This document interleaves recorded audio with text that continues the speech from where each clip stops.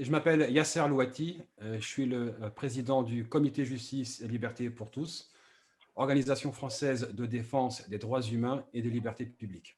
Le fait que la loi séparatisme ait été votée dans la nuit vient confirmer que c'est l'instauration d'un ordre nouveau qui est renforcé par Emmanuel Macron. Bien sûr, ces mesures-là ciblent spécifiquement les musulmans. On en a parlé amplement durant les mois derniers.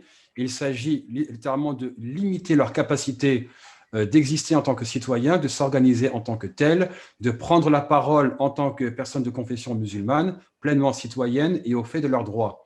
Aujourd'hui, on voit bien que les mesures adoptées tendent à permettre à l'État de s'ingérer dans les affaires de la gestion du culte musulman, de criminaliser toute tentative de s'organiser à l'extérieur des organisations promues par le gouvernement français, type CFCM, Mosquée de Paris, qui sont totalement déconnectés et discrédités auprès de celles et ceux qu'on appelle les musulmans. On voit aussi qu'il y a un volet d'une police de la pensée avec ce renforcement d'un arsenal qui va promouvoir une laïcité idéologique, qui va restreindre encore une fois les libertés de celles et ceux qu'on appelle les musulmans, invisibiliser les femmes musulmanes qui portent un foulard, criminaliser toute personne musulmane qui a une parole publique, qu'elle soit critique ou pas vis-à-vis du gouvernement, et surtout pour redéfinir ce que ça veut dire être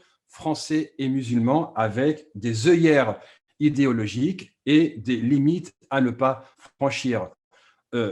En même temps, je pense que ça aurait été naïf d'espérer que la gauche se mobilise pour les musulmans et à leur place. Je pense que la mobilisation de celles et ceux qu'on appelle les musulmans, malheureusement, n'a pas vraiment été à la hauteur, mais on voit bien que la situation est déjà hors de contrôle.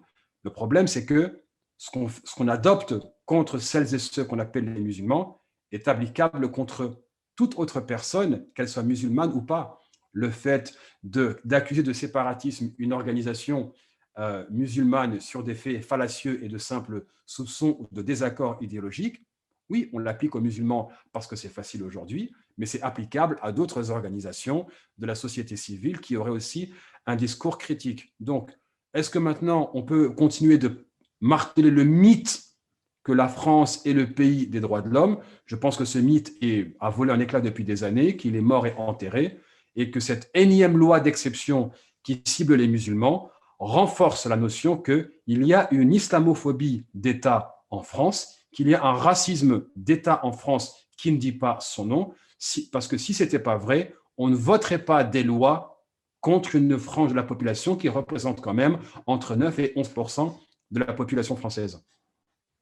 Cette loi-là stigmatise spécifiquement celles et ceux qu'on appelle les musulmans, parce que déjà, tous les débats étaient sur les musulmans, leur présence. On a vu l'acharnement qui a eu lieu au Sénat. Donc, on a déjà deux problèmes avant que la loi soit votée. Qu'on ait créé la notion de séparatisme quand les musulmans, les banlieues et les quartiers populaires se sont mobilisés contre le racisme systémique, les violences policières, au lendemain de George Floyd, c'est là qu'on a eu le terme de séparatisme et d'ensauvagement martelé par Macron et Gérald Darmanin.